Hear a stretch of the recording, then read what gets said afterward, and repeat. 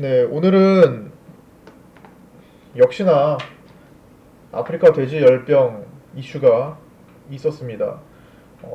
어제 하루 쉬었죠. 엊그제까지 한 2, 3일간 갑자기 등장해가지고 점상한가도 막 첼시스 같은 거는 점상한가도 막 가고 다섯 종목을 점상 가고 막 날라갔었죠. 그리고 하루를 딱 쉬었어요. 하루 하고 한 1시간? 한두 시간 정도를 딱 쉬었던 것 같아요. 오늘 오전까지. 우리가 건드렸던 이제 마니커를 본다면 급등을 한 다음에 하루하고 오늘 아침에 딱 1시간 정도를 쉬었고 더 내려갔다 왔어요. 그러니까 어제 이제 오늘 조정 나왔으니까 시간에부터나 밤 사이에 혹은 저녁 때 장 마치고 아프리카 돼지열병 발병 소식, 확진 소식이 있을 것이다 라는 판단에 어제 진입을 했거나 그 전날 급등해서 산 사람들이 오늘 아침이 딱 되니까 뭐야, 뉴스도 없고 이거 다 잡힌 거 아니야? 아프리카 돼지열병 끝났네 라는 마음이 들고 매도를 하고 싶은 충동을 느끼도록 공포감을 줬어요. 아, 이거 큰일 나겠다, 손절해야겠다 라는 생각을 들기 쉽게 만들도록 거래량 빵빵 터뜨리면서 내려갔어요. 그러니까 물량을 큼직큼직하게. 하지만 그 사이에 숨어있는 굵직하게 물량 잡히는 것을 포착했다면 매도는 아니었죠, 오늘 아침에. 그래서 일단은 뭐 아침에 시작하자마자 뭐 5분 정도 엄청나게 빠졌어요. 1135까지 가고. 그러나 잡는 물량을 일단 인지를 했고, 그것보다 그 전에 이미 100만 주 단위의 계좌 담겨있는, 한 계좌에 100만 주 단위로 담겨서 매매를 하는 사람들을 이미 포착해왔고, 1억 3천만 주, 오늘은 1억 5천만 주의 거래가 터졌고, 오늘은 나온 거니까 그 전 기준으로 1억 3천만 주에 해당하는, 즉 유통 물량의 거의 2배에 육박하는 수준의 거래가 터진 상황. 근데 그 거래가 터질 때 한 계좌당 뭐 수십만 주, 100만 주 기본으로 매매를 하는 사람들이 지금 힘을 쓰고 있다. 그 사실은 설령 뉴스가 바로 안 나와서 급락 여지가 있다고 하더라도 반드시 나올 기회를 주면서 간다는 겁니다. 거의 90% 확률로 다 주면서 간다는 거예요. 그렇기 때문에 어제 같은 공포스러운 구간에서 공포감을 너무 심하게 느껴서 뭔가 이거 어떻게 하지 안절부절 하면서 그냥 매도 손실 보고 할 건 아니었다는 겁니다. 물론 비중 조절을 잘 하셨어야 돼요. 만약에 고점에서 만약에 비중을 많이 들어가신 분이 계시다 하면은 당연히 힘들죠. 그러나 항상 매매는 각자 계좌는 각자 조절하면서 지켜야 됩니다. 어느 정도 제시는 제가 해드리겠지만, 어쨌든 어제는 더 살 수 있어야 됐던 날이에요. 이거는 여기 샀던 사람, 위에서 샀던 사람, 어제 샀던 사람, 오늘 샀던 사람 모두 통틀어서 마니커를 매매를 하는 사람 입장에서 볼 때 어제는 사실상 거래가 많긴 해도 전날보다 반도 안 올라온 거래 수준에서 물량을 큼직큼직하게 잡아가는 거를 자꾸 목격을 했다면, 호가를 좀 보고 나서 얘는 더 잡아야 되겠다라는 생각을 하는 게 일단은 급등주 매매하는 데 있어서 기본적인 생각이죠. 급등주에는 리스크가 항상 동반이 되는 겁니다. 하이리스크 하이리턴이기 때문에 리스크가 컸던 만큼 리턴도 있잖아요. 리턴도 빠른 시간에 급등이 나오는 겁니다. 그래서 리스크와 리턴은 어쨌든 같이 공존할 수밖에 없다라는 사실을 반드시 기억하시고, 얘는 리스크가 큰 상황이었고 그 리스크를 사는 거였어요. 리스크를 우리가 사고 리턴을 받기 위해. 로또 같은 복권도 리스크가 굉장히 큰 거죠. 어떤 리스크예요? 내가 투자한 돈을 단 한 푼도 돌려받지 못하고 날릴 수 있는 리스크잖아요. 그쵸? 10,000원어치 샀어. 내가 10,000원을 다신 돌려받지 못하고 아무것도 돌려받지 못하고 다 잃을 리스크가 있는데 리턴 또한 큰 거죠. 확률의 차이가 물론 크겠지만 그런 거랑 비슷한 겁니다. 리스크가 큰 상태에서 리턴이 크다. 그래서 우리는 그 리스크를 감내하고 그 상황을, 그 리스크를 사는 거예요. 그렇다고 보시면 되고, 그러니까 편안한 매매는 절대 아니니까 내가 도저히 이런 거 못하겠다 하시면은 이런 급등주를 안 하시면 됩니다. 추천이 나갔더라고 하더라도. 근데 그러려면은 뭐하러 이 서비스를 이용하고 계세요. 제가 급등주도 할만한 거는 사인을 드리는 거니까. 그리고 평범한 종목들도 많이 깔려있는 것도 하고 하는 거니까. 그거는 이제 잘 판단해서 하시고요.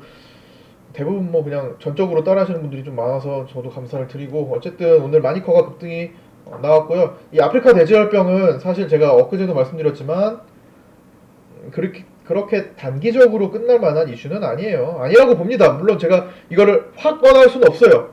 무조건 아프리카 돼지열병은 한 달 이상 간다라고 딱 무조건 말씀드릴 수는 없어요. 그러나 지금까지 뭐 질병이 한두 번 있던 건 아니고 아프리카 돼지열병의 특징도 있고 이미 우리나라에 들어왔기 때문에 어차피 퍼진 거는 아직 발견을 못했을 뿐이지 어디서 또 신고가 또 나올지 모릅니다. 어디서 또 발견돼가지고 할지 몰라요. 지금 방역을 하는 것은 더 이상 퍼지는 것을 막는 거잖아요. 최대한. 근데 그것도 100%는 아닐 거고 또 사람이 막지 못하는 어떤 루트를 통해서 들어올 수도 있는 거고 자연적인 거니까요. 그렇기 때문에 사실 이 질병의 특성상 잠복기도 있고요. 어쨌든 좀 길어질 수도 있다라는 생각을 갖고 이 돈이 들어오는 거예요.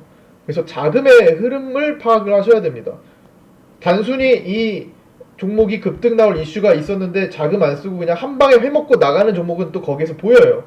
근데 지금 아프리카 돼지열병 이슈는 그렇게 가볍게 보려고 들어온 자금이 아니에요. 굉장히 큰 자금들이 들어왔어요. 많은 종목들에 대해서. 대장은 어쨌든 체시스고 굵직한 대장은 체시스고 가벼운 대장은 신라이스지고 그 두 개를 필두로 나머지는 이제 다 따라오는 개념으로 갈 겁니다. 그래도 그나마 강한 것들, 물량이 큰 것들은 몇 종목이 있죠. 거기서 우리가 매매를 하셔야 되는 게 맞고요. 마니커, 백광소재, 하림, 그 다음에 마니커 FNG, 뭐 이런 것들, 우진 BNG, 이런 정도 수준에서 매매를 하시는 게 그나마 이 이글벳 이런 것도 있죠. 이 정도 수준, 거래가 좀 많이 붙는 정도 수준에서 매매를 하셔야만 효과적으로 먹고 나오는 구간이 조금 생길 겁니다. 물론 이슈거리가 오래된다면 여기서부터 더 많이 갈 수 있어요. 그러나 그만큼 리스크가 크기 때문에 조절을 하면서 가셔야 되잖아요. 그래서 너무 무리하게 또 물량을 왕창 잡고 막 하지 마시고 하시려면은 짧게 끊을 줄도 아셔야 된다는 겁니다. 어쨌든 종목은 진바이오텍 정도도 괜찮아요. 좀 센 거, 너무나 많은 종목이 있어요. 한 100종목 정도가 될 겁니다. 제가 어제도 말씀드렸던 100종목 정도가 될 거예요. 근데 그 중에서 매매 후보군에 둘만한 것들은 10종목 정도로 추려집니다. 10종목 정도로 추려지고 그런데 아직 안 뜬 종목은 그냥 편안하게 일단 깔아두고 나머지를 보셔도 돼요. 그러니까 한 종목 안 뜬 거, 그러나 이게 이슈가 되면은 다른 이슈도 있고 같이 있고 이런 것들을 깔아두고, 이슈가 되면 한 방에 올라갈 수 있는 종목을 깔아두고 주된 종목에서 매매를 하시는 게 바람직할 겁니다. 1등주를 하고 싶어도 사실 체시스가 제일 좋아요. 체시스가 제일 좋은데 이미 너무 또 하이리스크 하이리턴이라고 하지만 그 하이리턴도 크긴 하지만 그 리스크가 그만큼 더 커질 수도 있어요. 그러니까 적당한 선에서 하려고 그래요. 대장을 하는 것도 좋긴 한데 저도 체시스를 좀 아쉽게 생각해요. 체시스는 너무 기회를 안 줬잖아요. 점상이 한 방에 날아가 버렸으니까 2.3 날아가고 했기 때문에 사실상 산 사람들이 바닥에서 미리 보유했어야 되고 거점에서 산 사람들은 어제 산 사람들이잖아요. 그래서 사실 이걸로 미보유자들은 다른 거랑 비슷하게 다른 게 더 먹을 게 어쨌든 더 있을 수도 있습니다. 여기서 겨우 이제 살 수 있었던 건데 얘를 이렇게 보는 것보다 다른 종목에서 더 크게 올라간 게 더 많았을 거예요. 잡을 수 있었던 거 기준으로. 체스는 어쨌든 못 잡았던 거니까 거의 잡을 수 없었던 거니까 대량 물량을 잡을 수 없었다 이겁니다. 어쨌든 그렇게 보시고 나머지는 오늘 엔터주 이슈가 좀 있었죠. YG 엔터 양현석의 무혐의로 나머지 엔터주가 다른 것도 있으니까. 근데 엔터주들은 그 순환 섹터 돌아요. 바이오가 결국엔 귀결돼서 바이오로 온다고 말씀드렸잖아요. 엔터주도 돕니다. 화장품 엔터주는 계속 돌아요. 그래서 엔터주를 볼 때 관심을 가지려고 하는 종목은 엔터 쪽으로 본다 하면 초록뱀이 지금 가장 강력하게 움직이고 있으니까 초록뱀을 보고 밑에서 후보를 보는 건 키스 정도 보려고 합니다. 이 정도 보려고 하고 다른 것도 봐야 된다. SM 계열, SM 뭐 CNC나 이런 것들을 좀 볼 수 있고 그냥 주된 건 초록뱀을 보고 화장품 쪽으로 움직이는 것은 딱 저는 일단은 네 종목을 보고 있어요. 네 종목. 네 종목에서 다섯 종목. 일단 오늘 현성바이탈이 화장품 쪽으로도 움직이고 본능 그 다음에 한국화장품 하고 제조 벌써 이렇게 세 종목이네. 그 다음에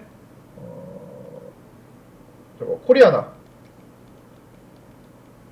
추가 좀 하자면 에이블 CNC 정도. 요것만 일단은 저는 주로 관심을 갖고 볼 거예요. 화장품을 한다면.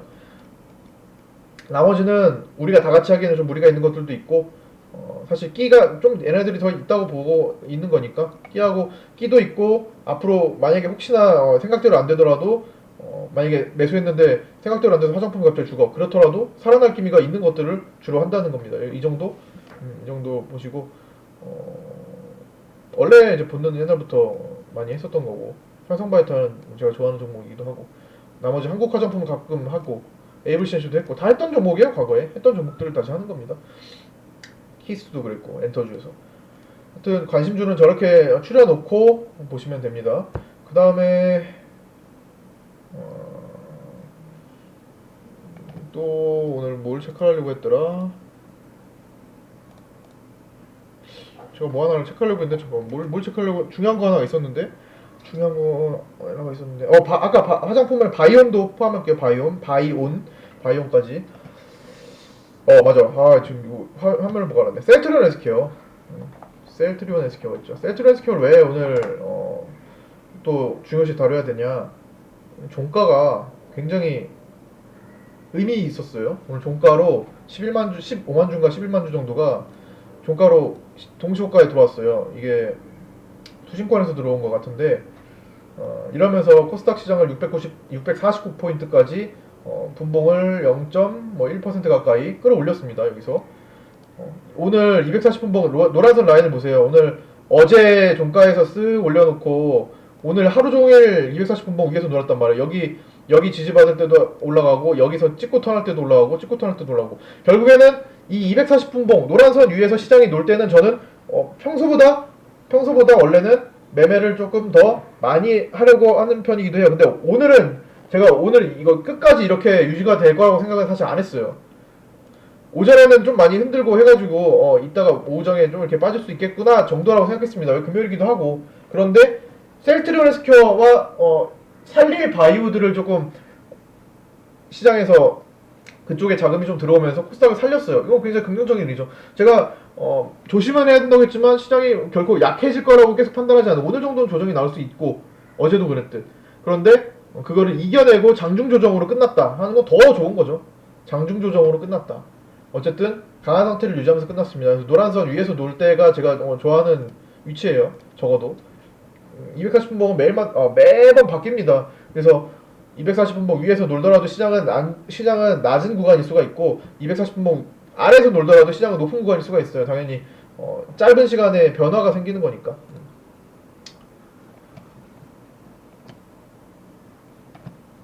자, 오늘 요 정도로 간단히 마치고